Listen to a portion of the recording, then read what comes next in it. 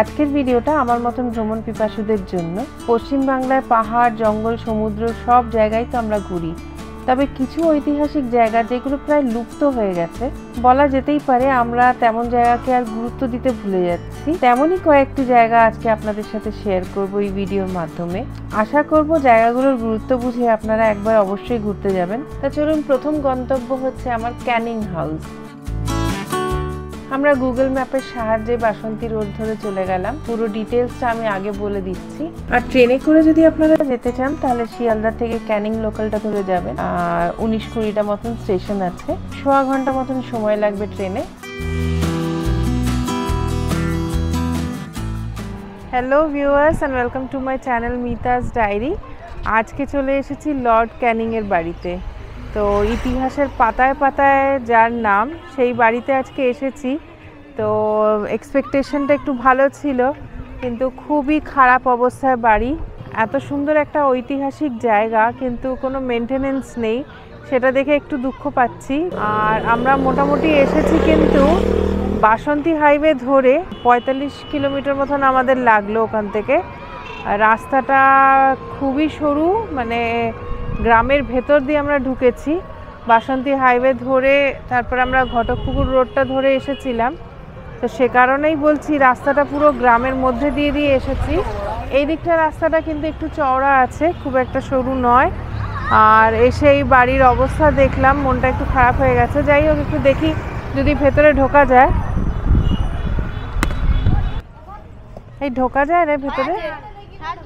এই দিক দিয়ে যাবো তো?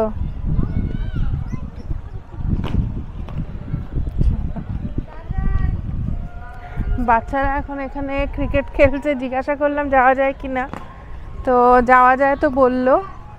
চলুন তাহলে এবার ভেতরটা ঢুকে দেখি।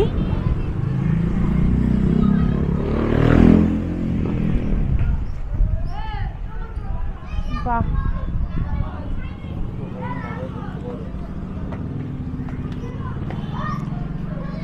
ভীষণ কিন্তু রিস্ক, যে কোনো সময় ভেঙে ভেঙে এগুলো পড়তে পারে। অর্ধেকের বেশি ওখানে ভেঙেও গেছে উপরতলাটা।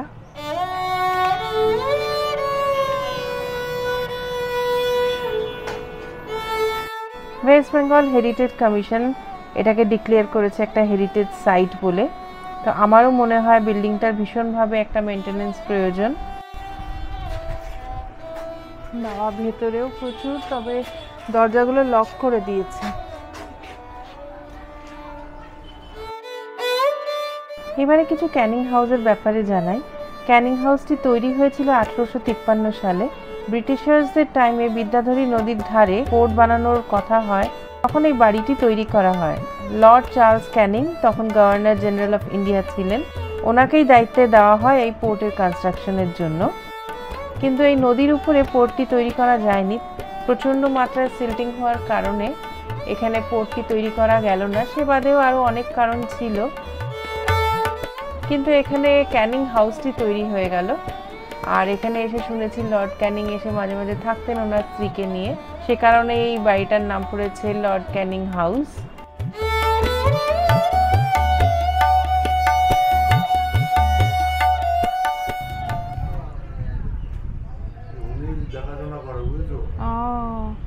এইসব ছাদ পড়ে পড়ে গেছে না? বাপরে, তো এটাকে ঠিক করার কিছু ভাবছে না নাকি?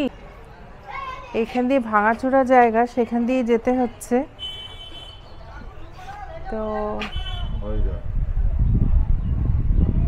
খুবই রিস্কি, যে কারণে আর বেশি ভেতরে ঢুকলাম না। ওইখান থেকেও লোকেরা না করছে যে যেও না। একজন এখানে ঢুকলো বলে আমি ভাবলাম ঢোকা যাবে হয়তো।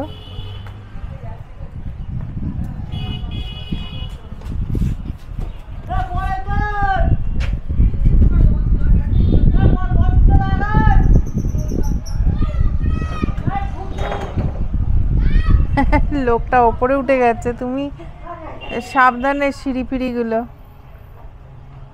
সিঁড়িগুলো সব ভেঙে ভেঙে গেছে, কোথা দিয়ে কি উঠবে তার নাই ঠিকানা। আচ্ছা, সিঁড়িগুলো কিন্তু কাঠের সিঁড়ি।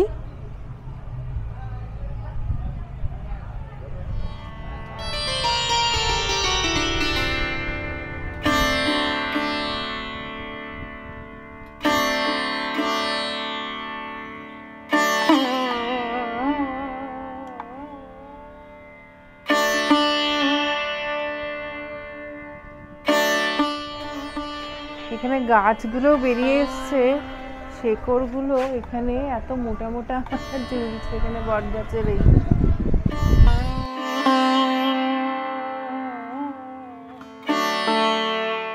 বাইরের দিকেও যা অবস্থা, ভেতরেও তাই, ভীষণই খারাপ অবস্থা, কিন্তু দেখতে কিন্তু বেশ ভালো লাগছে আমার। তবে একটি মজার জিনিস জানতে পারলাম এখানের লোকালদের থেকে। আমরা যে মিষ্টি খাই লেডিকেনি, সেইটা কিন্তু লর্ড ক্যানিংয়ের ওয়াইফের নামের উপরে রাখা ছিল। উনি নাকি লেডিকেনি খেতে খুব ভালোবাসতেন। ক্যানিংয়ের ওয়াইফ যেহেতু ছিলেন, সে কারণে এই নাম দেওয়া হয়েছিল লেডিকেনি। লেডিকেনি মিষ্টিটার নাম সেই তখন থেকেই পড়েছে। তো ব্যাপারটা কতটা ঠিক ভুল আমার জানা নেই, তবে জেনে আমার বেশ মজার লাগলো, তাই আপনাদের সাথে শেয়ার করলাম। এবারে চলুন আর একটা জায়গায় আপনাদেরকে নিয়ে যাই। আজকে দুর্গাপুরে এসেছিলাম একটা কাজেই, তো হাতে অনেকটা সময় আছে, তো ভাবলাম কোথাও একটা ঘুরে আসি।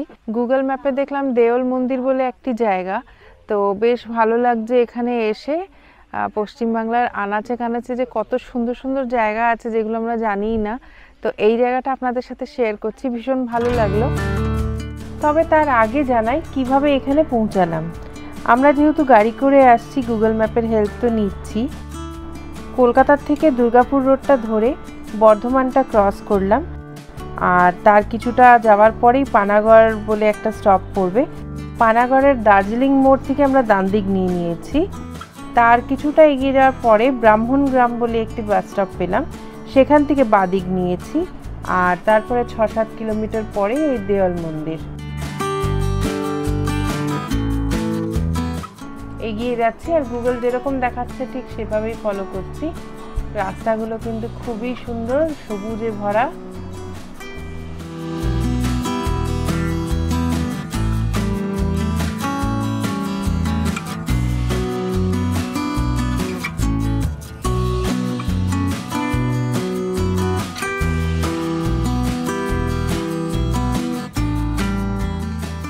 এই যে মন্দিরটি, এটা টেম্পল অফ ইচ্ছাই ঘোষ, যার নাম দেওল মন্দিরও বলা হয়।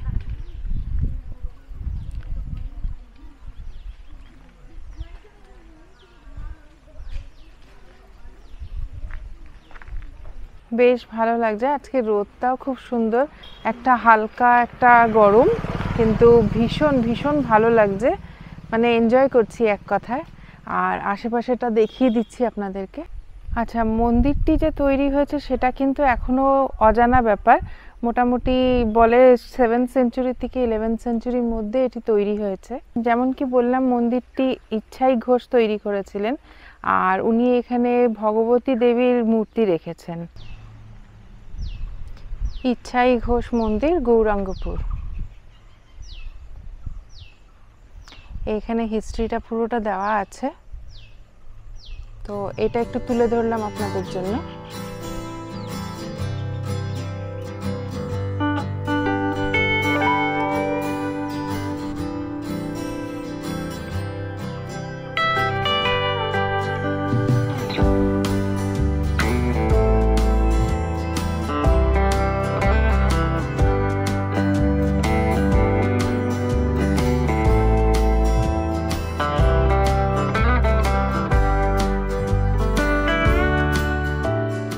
এখানে কিন্তু আমি শিবলিঙ্গটি দেখতে পাচ্ছি, কিন্তু গুগলে আমি পড়লাম যে এখানে ভগবতী দেবীর মূর্তি রাখা হয়েছিল, কিন্তু সেটি এখন আমি দেখতে পাচ্ছি না।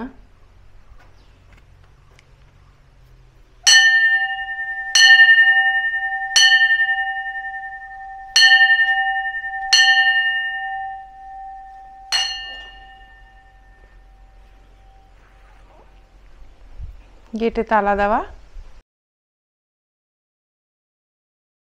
মন্দিরটির চারপাশটা একটু দেখাই।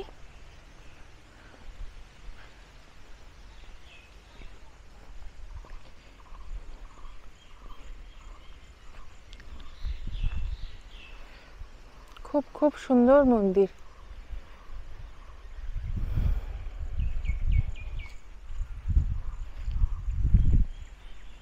এই সামনেই একটা দেওল পার্ক দেখছিলাম, আমার মনে হয় এই যে এই জায়গাটাতে এই পার্কটার কিছু অংশ এখানে দেখতে পাচ্ছি।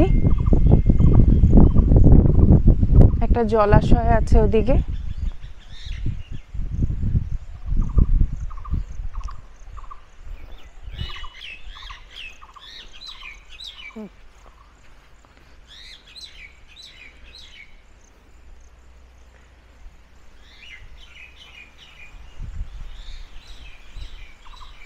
এই যে পার্কটা, এখানে দেওল পার্ক, এরও এন্ট্রি ফিজ আছে। আমি দেখলাম 20 টাকা করে মনে হলো।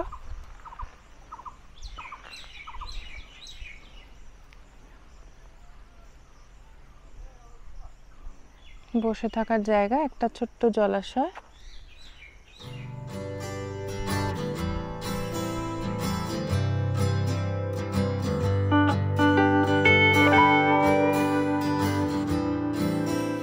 এইবারে চলুন নেক্সট গন্তব্যের দিকে। এইবারে চলে এসেছি হুগলি জেলার অন্তর্গত চুঁচুড়ায়। আজকে থার্ড হিস্টোরিক্যাল জায়গা। এখন আমরা জিটি রোডের ওপরেই আছি, খাদিনা মোড়ের একদম কাছে। এখানে এই মনুমেন্টটি দেখতে পারবেন। সুসানা আন্না মারিয়ার এই মনুমেন্টেরও এক সুন্দর ইতিহাস আছে। সুসান আন্না মারিয়ার ডাচ সমাধি এটা।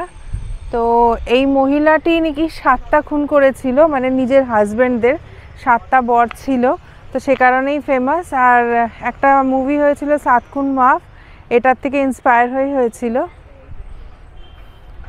সুসানা আন্না মারিয়া একজন ডাচ উমেন ছিলেন, যিনি 18th সেঞ্চুরিতে চুঁচুড়ায় থাকতেন।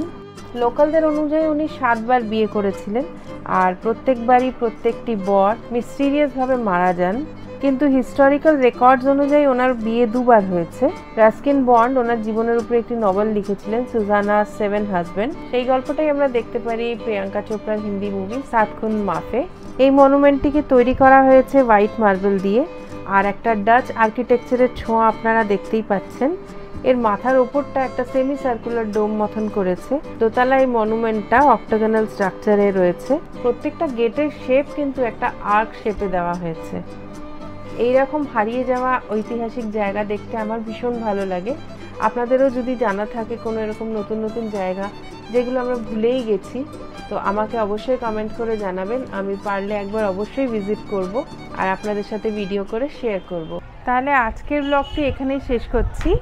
ভালো লাগলে লাইক, শেয়ার, কমেন্ট করবেন।